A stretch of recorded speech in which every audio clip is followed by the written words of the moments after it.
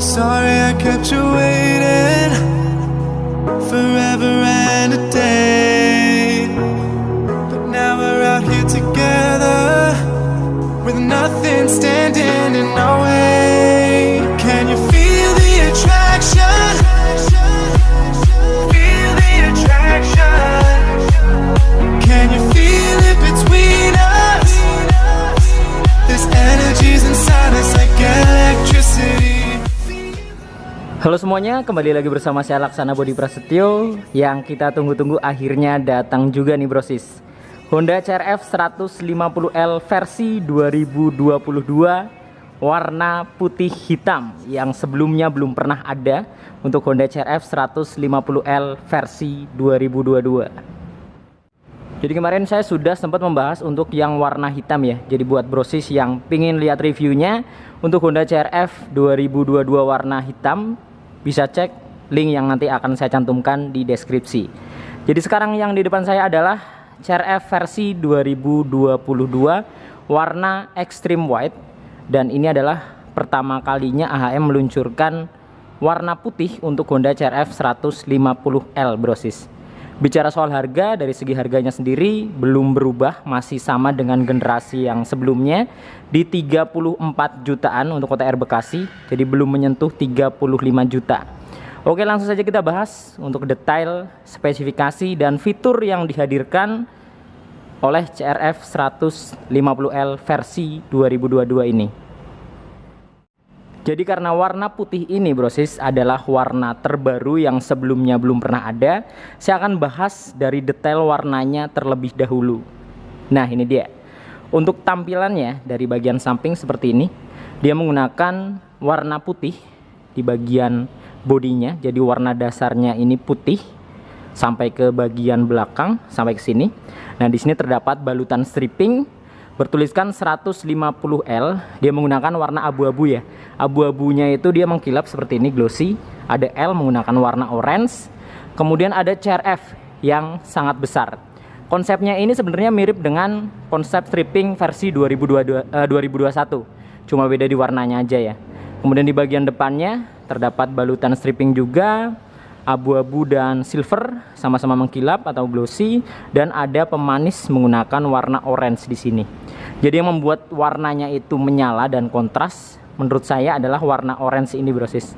Jadi tampilannya lebih fresh dan lebih sporty ya. Kemudian di bagian belakangnya, nah di bagian belakangnya menggunakan warna hitam pada bagian bodinya.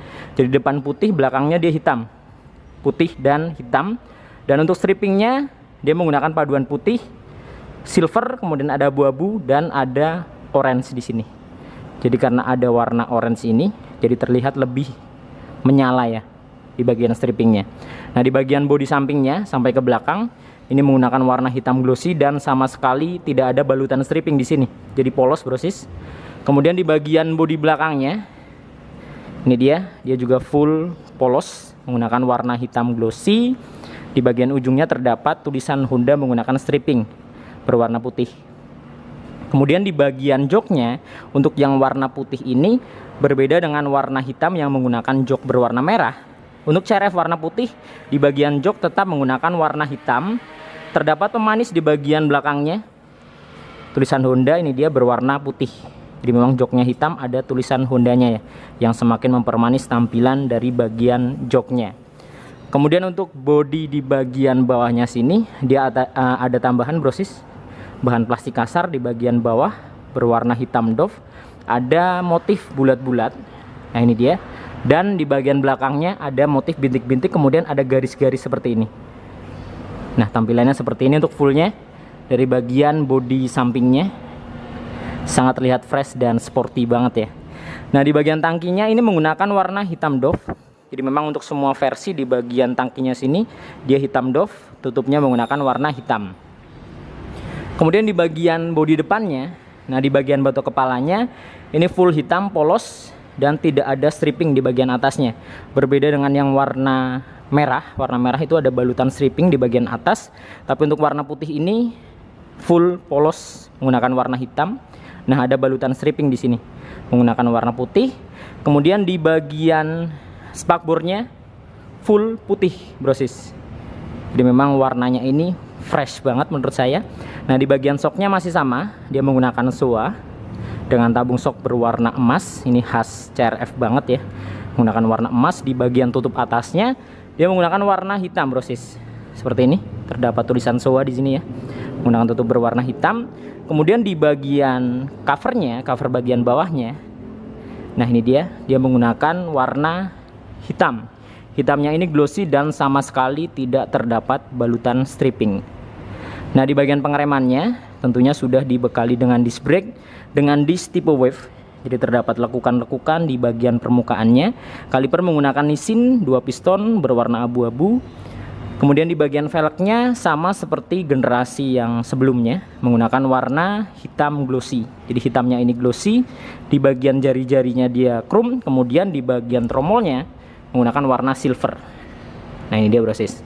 Untuk bannya sendiri menggunakan ukuran 2.75 ring 21. Jadi memang untuk model motocross seperti ini di bagian depannya ringnya lebih besar, menggunakan ring 21, dan tentunya masih menggunakan ban dalam karena velgnya masih menggunakan velg jari-jari. Kemudian di bagian pencahayaannya brosis masih menggunakan bohlam biasa. Jadi belum ada upgrade ya di bagian pencahayaan dari pertama kali keluar sampai sekarang di tahun 2021 akhir menuju 2022. Di bagian headlampnya masih bohlam biasa, terdapat lampu senja atau lampu kota di bagian bawahnya. Nah, di bagian sampingnya terdapat sen di sini yang juga masih menggunakan bohlam biasa berwarna kuning. Dan untuk tampilan bagian batok kepalanya juga masih sama. Jadi dari segi bentuk dan desainnya tidak ada perubahan. Dan dudukan plat nomornya, dia posisinya berada di atas ini, di atas headlampnya atau di bagian depan batok kepalanya brosis.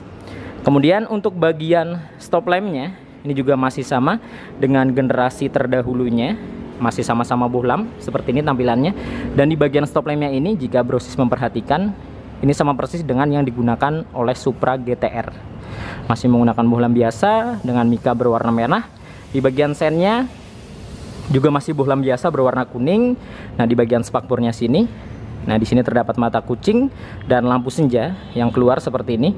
Fungsinya untuk menerangi bagian plat nomornya brosis. Untuk penampakan full body dari belakang seperti ini brosis. Nah, ini dia. Dari desain dan modelnya masih sama dengan generasi terdahulunya. Nah, di bagian kokpitnya brosis, jika kita memperhatikan di sini tidak ada pembaruan karena memang dari segi pembaruannya hanya di bagian warna dan strippingnya. Ada tambahan 2 warna yang sebelumnya belum pernah ada ya, warna putih dan warna hijau. Jadi di bagian speedometernya masih sama dengan generasi yang terdahulunya menggunakan full digital. Jadi memang sepertinya tidak perlu saya bahas lebih detail di bagian speedometernya karena memang masih sama full digital. Terdapat tulisan CRF 150L di sini. Nah, di bagian keamanannya juga sama, masih kunci kontak manual, belum terdapat alarm maupun answer back. Segi keamanannya hanya mengandalkan kunci stang saja. Nah, di bagian stangnya menggunakan warna full hitam doff di sini brosis. Ukurannya menurut saya cukup panjang ya, cukup oke lah tentunya. Nah, di bagian tombol-tombolnya ini juga masih sama, terdapat saklar lampu jarak jauh dan jarak pendek yang menjadi satu dengan dimmer atau pas. Nah, ketika kita tekan ke bawah seperti ini, dia pas. Kemudian ada klakson dan sen. Di sebelah kanan ada engine cut. Di bagian atas menggunakan tombol warna merah dan starter. Di bagian hand gripnya full hitam dan tidak terdapat jalu di bagian ujungnya.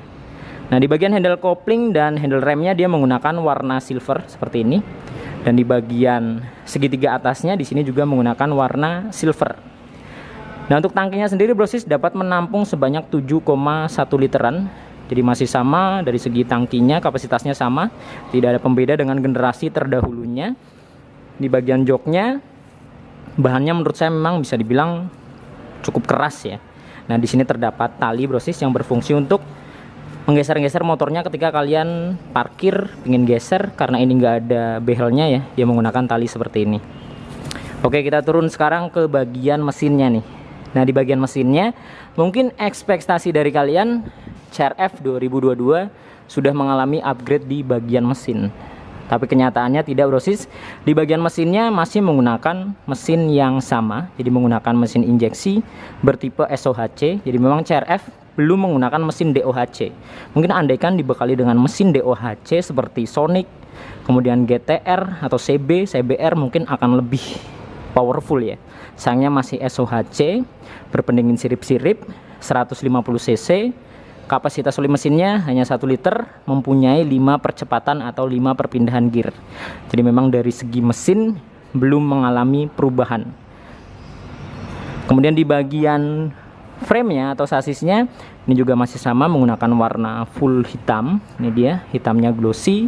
Nah, yang baru di sini adalah di bagian swing armnya, brosis. Nah, kemarin banyak yang bilang ke saya nih, di bagian swing armnya beda ya bang warnanya. Nah, yang sekarang ini di bagian swing arm dia menggunakan warna hitam. Tapi khusus yang warna merah, di bagian swing armnya dia menggunakan warna silver. Di setiap warna di bagian armnya ini warnanya juga beda-beda ya. Kemudian di sini di bagian suspensi belakangnya juga masih sama menggunakan shock prolink. Jadi monoshock dia prolink, bisa di-adjust untuk keras dan lembeknya. Nah, di bagian depannya sini terdapat seperti hager ya. Dia plastik yang berfungsi untuk melindungi shocknya dari cipratan-cipratan lumpur atau pasir ataupun air ketika hujan ya. Kemudian di bagian stepnya, nah ini dia, step belakangnya dia hanya mengandalkan dari framenya. Jadi dia hanya terkait di bagian framenya seperti ini, brosis, menggunakan bahan aluminium berwarna silver, tidak dibalut dengan karet pada bagian permukaannya. Tapi untuk bagian step depannya dia dibalut dengan karet ya di bagian permukaannya, dan dapat terlipat seperti ini walaupun dia akan turun secara otomatis. Nah, ini dia seperti ini. Di bagian gear setnya, brosis, untuk gear belakangnya dia menggunakan mata 49, dan untuk bagian bannya menggunakan ukuran 4.10 ring 18. Nah, ini dia. Di bagian ring belakangnya lebih kecil seperti yang tadi saya sebutkan di awal. Untuk ring depannya menggunakan 21, belakangnya menggunakan 18. Kemudian di bagian atasnya sini juga terdapat cover rantai ya. Dia menggunakan bahan plastik nih, brosis. Warnanya full hitam doff. Sekarang kita beralih ke sisi sebelah kanan. Nah, ini dia.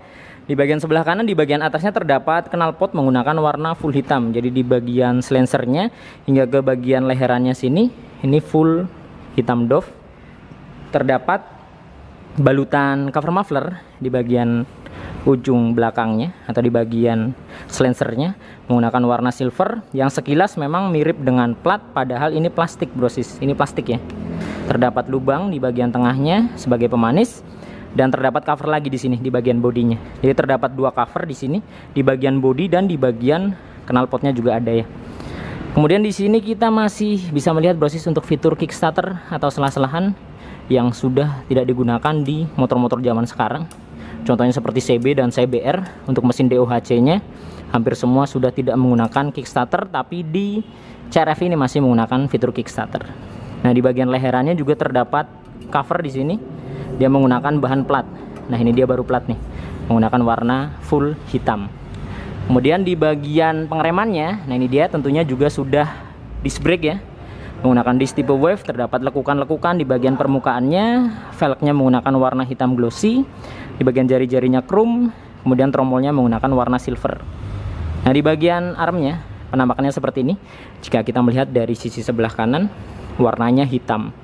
Jadi memang pas banget antara warna arm, velgnya, kemudian bodinya.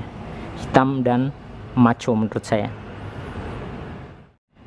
Nah, jadi ini dia, brosis, penampakan full body dari Honda CR-V 150L versi 2022 warna putih atau extreme white. Dan motor ini saya review di Bekasi Motor Honda Wing Dealer yang beralamat di Jalan M. Hasibuan nomor 3 Margahayu, Bekasi Timur. Atau buat kalian yang berencana akan melakukan pembelian Honda CR-V 150L, bisa hubungi kontak marketing yang nanti akan saya cantumkan di deskripsi. Sudah bisa dibeli atau diinden? Soalnya kemarin masih banyak banget yang nanya ke saya, sudah bisa dibeli atau diinden belum bang? Tentunya sudah, karena memang sudah ready dan sudah saya review, tentunya sudah bisa dibeli ya. Jadi bisa langsung hubungi kontak marketing yang nanti akan saya cantumkan di deskripsi, atau bisa datang langsung ke Bekasi Motor Honda Wing Dealer, brosis. Oke, mungkin cukup sekian video kali ini. Semoga video ini bermanfaat dan informatif tentunya. Jika kalian suka bisa klik tombol like, dan jika tidak suka dengan video ini bisa klik tombol dislike. Nantikan video-video saya yang selanjutnya. Saya Laksana Budi Prasetyo dan sampai jumpa.